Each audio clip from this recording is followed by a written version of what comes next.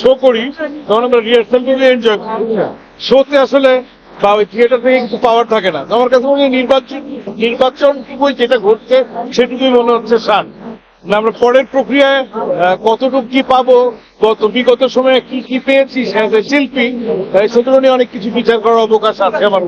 But নির্বাচন is interesting, সবাই আসতেছে, সিনিয়র অনেকের সাথে অনেকদিন পর দেখা হচ্ছে, আমাদের সমসাময়িক জুনিয়র অনেককেই দেখতে পাচ্ছি, একটা মিলন মেলা, ইটস এনজয়েবল।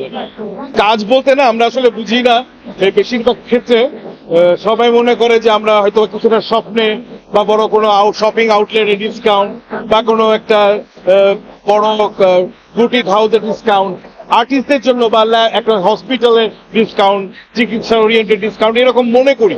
কিন্তু আমার কাছে মনে হয় যে অভিনয় শিল্পীদের জন্য যদি নির্বাচিত প্রতিনিধিরা কিছু করার আসলেই ইচ্ছা রাখেন, সবার আগে তারা এই অভিনয় পেশাটাকে রাষ্ট্রীয় এবং সামাজিক স্বীকৃতি আদায় করে দিন। আমাদের যেন আমরা আমাদের পেশা দিয়েই ব্যাংক থেকে লোন নিতে পারি, ক্রেডিট কার্ড নিতে পারি, আমাদের মানে সন্তানদেরকে যেন ভালো স্কুল কলেজে অ্যাডমিশন নেওয়ার মতো যোগ্যতা সম্পন্ন হই, আমাদের পেশাকে ওই রাষ্ট্রীয় সামাজিক সম্মানটুকু আদায় করে দেওয়াটাই মনে হয় অনেক বড় কাজ।